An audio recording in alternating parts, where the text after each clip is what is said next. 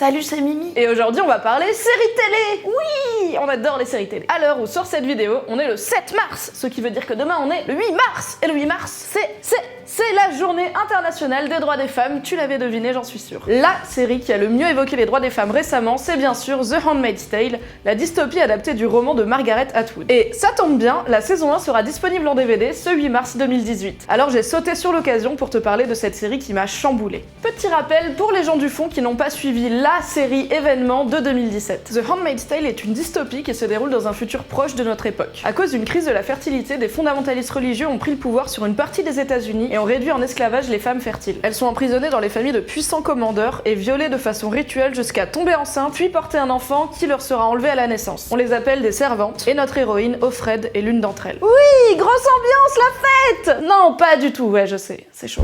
I had another name, but it's forbidden now. No, please don't take her! You girls will serve the leaders and their barren wives. We only wanted to make the world better. Better. Better never means better for everyone.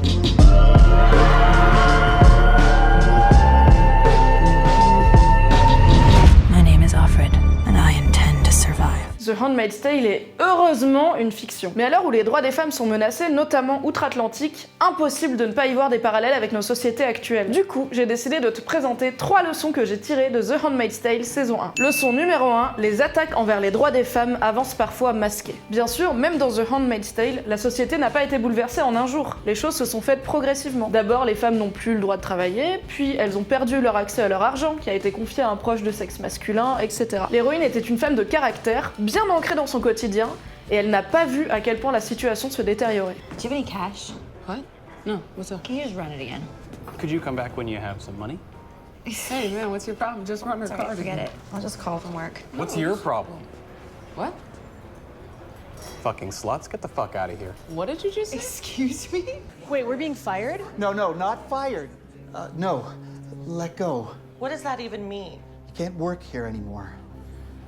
It's the law now. La leçon que j'en tire, c'est qu'il ne faut pas rester enfermé dans nos bulles. Il faut toujours avoir conscience de ce qui se passe dans le reste du pays et dans le reste du monde. Ce qui m'amène à notre leçon numéro 2. Leçon numéro 2, vigilance constante. La devise de ce cher Maugré Folleuil s'adapte particulièrement bien à The Handmaid's Tale et me rappelle une citation de Simone de Beauvoir. N'oubliez jamais qu'il suffira d'une crise politique, économique ou religieuse pour que les droits des femmes soient remis en question. Ces droits ne sont jamais acquis.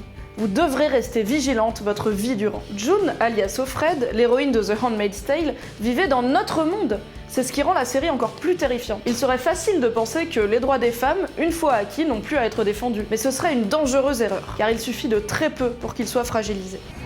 Almost there. Okay, here we are.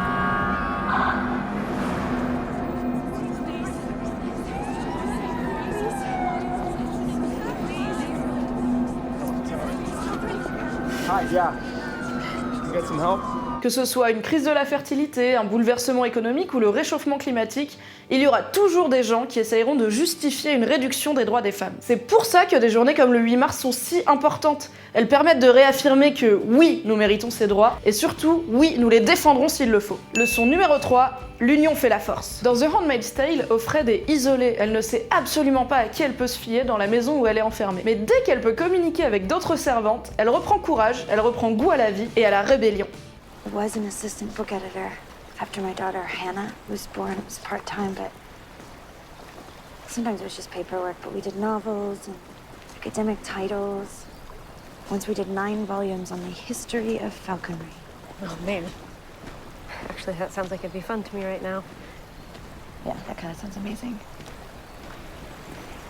Quand on est en détresse, il est essentiel de savoir qu'on est entouré. C'est pour ça que le travail des associations féministes, des groupes d'aide aux victimes de viol ou encore du planning familial est essentiel. Et voilà pour ces 3 leçons tirées de The Handmaid's Tale saison 1 qui sort ce 8 mars 2018 en DVD et en Blu-ray. J'espère que cette vidéo t'a plu. Si oui, laisse-moi un pouce bleu et un commentaire pour me dire ce que tu en as pensé. Et je conclus en citant évidemment Margaret Atwood. No lead eight day Bastardes, Carver and Durham bitches.